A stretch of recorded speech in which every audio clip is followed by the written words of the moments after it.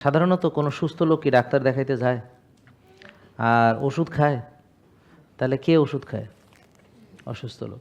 তাহলে দেখেন, আপনারা ডাক্তার দেখাচ্ছেন, ভিজিট দিতেছেন, তো সুস্থ তো হননি। কারণ কি? কারণ আপনাদের নিয়ম কানুনগুলো যা মানেন সেগুলো ঠিক না।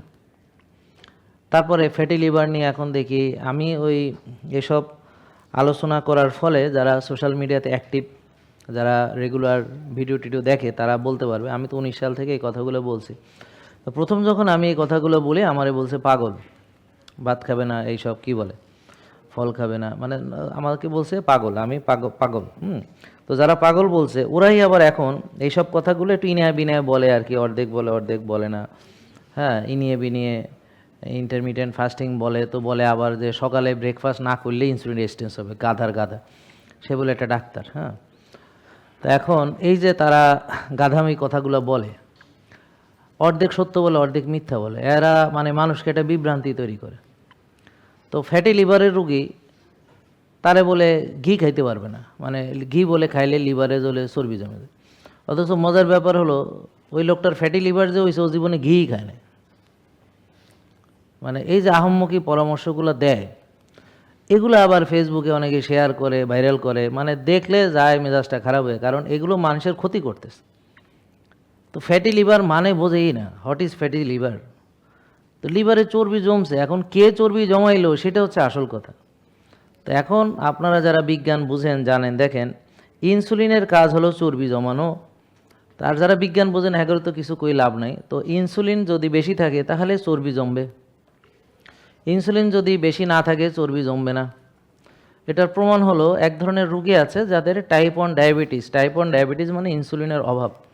তো ইনসুলিন যদি না থাকে শরীরে তখন সে শুকাইয়া কঙ্কাল হইয়া যায়। কেন যায়? এবং তার কমপ্লেন হলো আমি খাই কিন্তু খালি ওজন কমে, আমি যতই ওজন বাড়ানোর জন্য চেষ্টা করি আমার ওজন খালি কমে। ওমা, কি আশ্চর্য কথা। আর আরেক দল, যেমন ভাই কত কম খায় তাও খালি ওজন বাড়তিছে, মানে সে তো খাই না বলতে গেলে ভাই, তাই না? ও খাই না তারপরও খালি ওজন বাড়ে, মনে হয় পানি খেলেও বাড়ে, তাই না? এখন কয় কেজি হয়েছে? 100-র উপরে গেছে, 120। হ্যাঁ, কত? 26। ও আরও 6 কেজি, মাশাল্লাহ, 126। তো এখন যাই হোক, উনি কিন্তু খায় না, বুঝলেন? জিজ্ঞেস করেন যে ভাই কি কয় না আমি খাই না। এখন কয় যে না খাইলেও ওজন বাড়ে, বাতাস খাইলেও বাড়ে, পানি খাইলেও বাড়ে। জিজ্ঞেস করেন কি ঠিক না? মানে অনেক চেষ্টা করে, অত ওজন কমানোর চেষ্টা করেন না আপনি?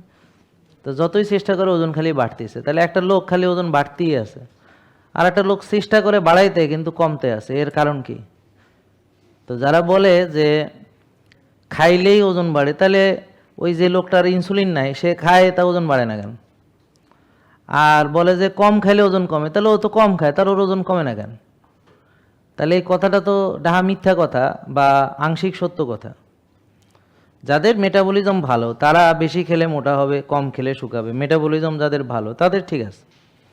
কিন্তু যাদের মেটাবলিজম নষ্ট, অথবা যাদের ইনসুলিনের অভাব, অথবা যাদের ইনসুলিন রেজিস্ট্যান্স বা ইনসুলিন বেশি বা ইনসুলিন ব্যবহার হতে পারছে না, তো প্রতিটা মানুষ আলাদা। জেকে লাইফস্টাইল লিমিটেড, ওষুধ মুক্ত সুস্থ জীবন।